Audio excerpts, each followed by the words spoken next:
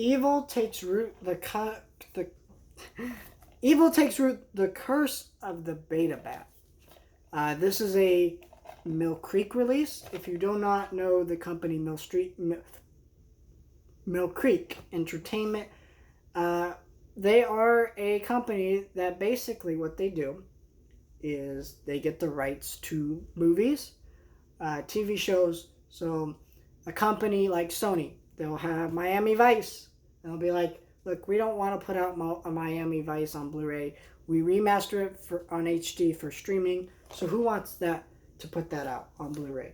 And Mill Creek will bid money to get that. And so they'll put out TV shows, movies. They're the company that put out the original Mothra on Blu-ray for the first time in America, Ultraman. I'm sure you've seen all that stuff. And now they have started being an independent horror distributor. So this film was made in the year 2020, or 2020, 2019, whatever, but it's being released in 2020. So it is a newer film. Came out about 2 weeks ago. This is a DVD. There is no Blu-ray as of the time of recording this video. In the future, there may be. There are talks about a Blu-ray coming. And I hope that we do have a Blu-ray coming because this film is fantastic. I'm going to compare it to Color Out of Space. That is a Nicolas Cage film. Now, I really like that movie. It's not a great movie. It's based on an H.P. Lovecraft story. Not accurate to the source material too much, but it is unique in what it tries to do. It's kind of do what that movie does, but take out kind of the cosmic horror and kind of replace it with just things. Like, you have this monster that is like the La Llorona of like Filipino of culture. Like, so you got this beta bat, which is based on a legend where you can't, I don't know the exact legend, but it's a giant kind of creature thing that could take over your family, it could possess you, it could do all these horrific things. And it lives in the trees and stuff, and it's horrific.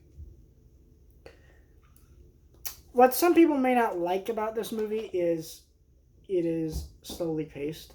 Now, with horror, there's a build-up. Every horror movie is kind of slowly paced in a sense because you're building up to that tension, to that fear. And if there's no build-up or there's no good build-up, it doesn't work. And the build-up here is fine. Like, it's not too bad, but for the first act, it's kind of slow. And then it finally gets really, really crazy, insane, balls to the wall, absolutely horrific, crazy, odd, mysterious things that if you're not scared by it, you're fascinated and you're interested. It is so good. This is one of the best films I've seen this year. Granted, it's not been the best year for movies being delayed, not released. Netflix not putting out that many good movies, along with other companies also not putting out that many good movies this year. But it's still an achievement in itself because there's lots of good indie movies this year. This is one of them. It is a crazy, horrific movie.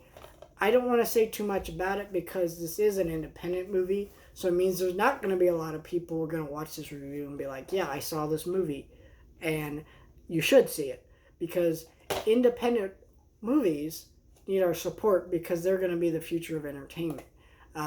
We like our big blockbusters right now, but what happens when those theaters go away?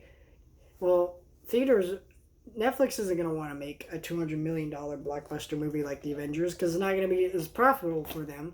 So we're going to kind of resort to this type of model of things. And it's really easy to make these things because this is cheap. It's a cheap independent horror movie. And cheap does not mean bad. It just means it's low budget. And so what they're able to do with it is amazing because it's so low budget. And so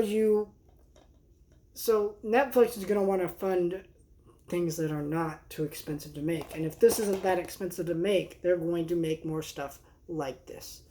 And that is the future of entertainment.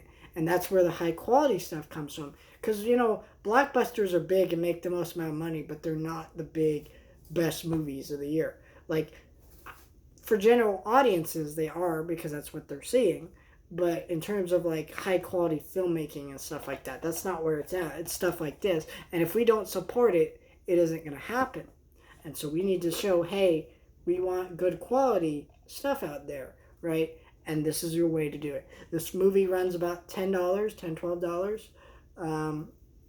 Excellent deal to, for a brand new movie that just came out. And I recommend it. Fantastic movie.